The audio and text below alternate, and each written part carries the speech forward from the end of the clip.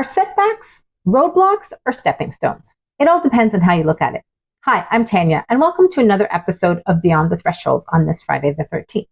This week, I wanted to talk about setbacks as being part of the journey, not the end of it.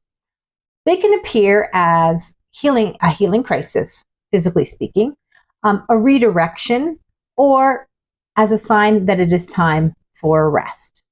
And I think the best way that we can use setbacks is to learn from our past. And a way to do that is to understand past setbacks, possibly by asking yourself, what happened and how did it feel? What lessons did you take away? And how have those lessons shaped who you are today? And I think if we really want to use our past setbacks, we can write a letter to our past self, highlighting the lessons that we learned from those setbacks and the strength gained. And we can really use that to help us with our future setbacks that I know we don't want them to happen, but it's inevitable. So the first step in dealing with present day setbacks was to think about the past. And the next step is to think about the future and our future selves and who we want those future selves to be. So you can think about asking yourself, who do I want to become? And how can this present day setback and my response to it contribute to that growth, get me to be that future self?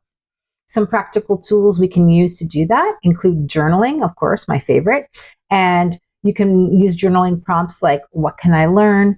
And what would my future self say to me about this? Or even what would I want my future self to say to me about this present day setback and my response to it?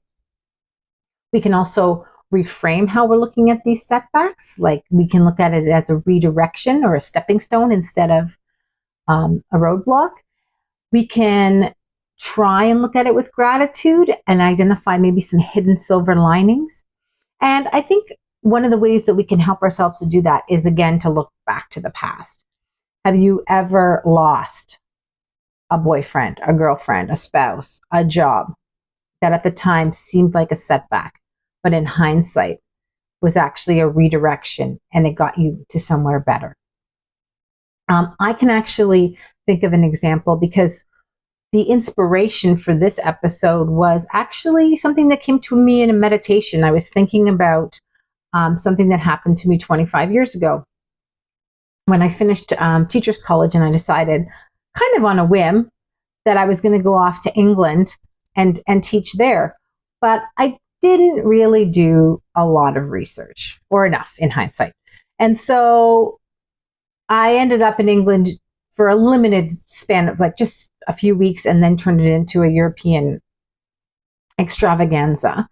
And I'm going to be honest, when I got back, it felt like a setback because I had left for England with great fanfare and then returned like 6 weeks later, kind of with my tail between my legs. However, I met my husband shortly thereafter. And if I hadn't have returned from England, I wouldn't have met my husband. And also, I learned many lessons while I was on my own, traipsing around through Europe as a 20-something-year-old.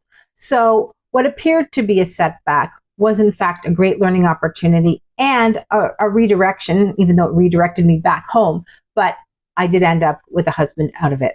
So the setbacks can be the beginning of your comeback. And I like the analogy of an arrow, right? If you're using a bow and arrow, you have to pull the arrow back before you let go and spring it. So maybe this setback, actually, I'm going to guarantee this setback is just the beginning of your comeback. And I'll see you next week beyond the threshold.